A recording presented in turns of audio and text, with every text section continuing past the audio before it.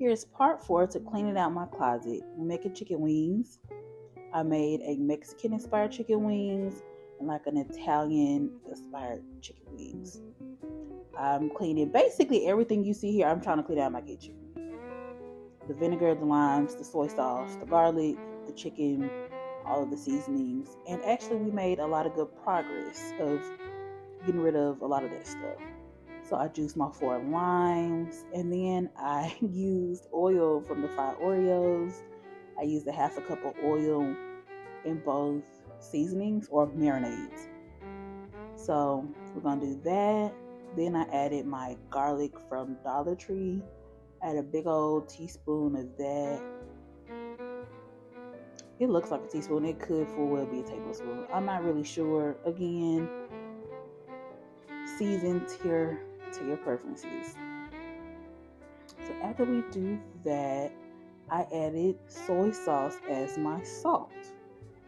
And it's a nice way to use soy sauce. So I did a fourth a cup of that in each. The base of the marinades are the same, whether it's oil and some type of acid or vinegar.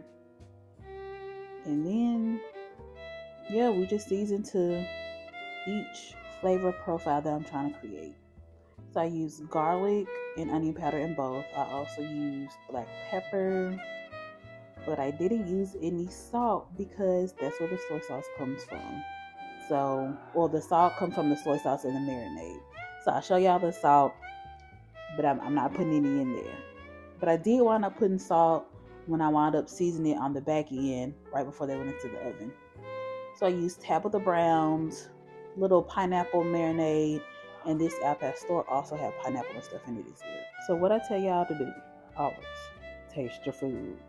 So I tasted my marinade, see if I need anything extra, and I add more cumin and crushed red pepper flakes.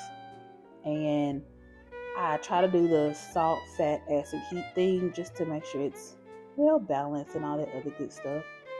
And boom, that's where we got the crushed red pepper from. So now we are going to do our red wine vinegar. Then we added the rosemary and thyme. And of course, we're going to season it, make sure it has all the right flavors. And we're going to add and adjust if necessary. Now, one thing I do think it probably could have benefited from the salt, honestly. And that would have just put it over the top. But, it's okay. We added salt on the back end. And plus, it probably would have been a little too salty if we added it in with the marinade. So basically, we're just going to cover our chicken, press it down, and make sure all the pieces get in that marinade.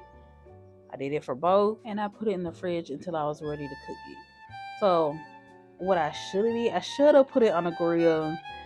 Oh, and that would have been so good. But it's okay. The oven was still great.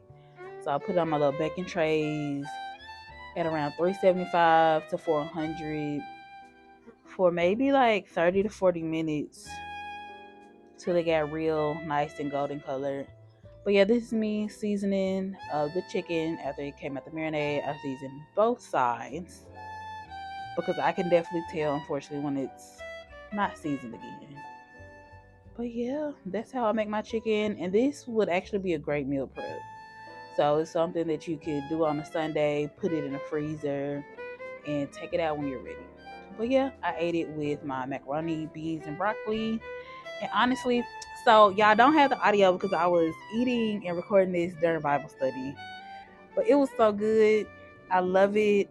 The longer it gets to marinate in the fridge, like the longer that vinegar and that lime really gets in the chicken. But thanks for watching, y'all. Bye.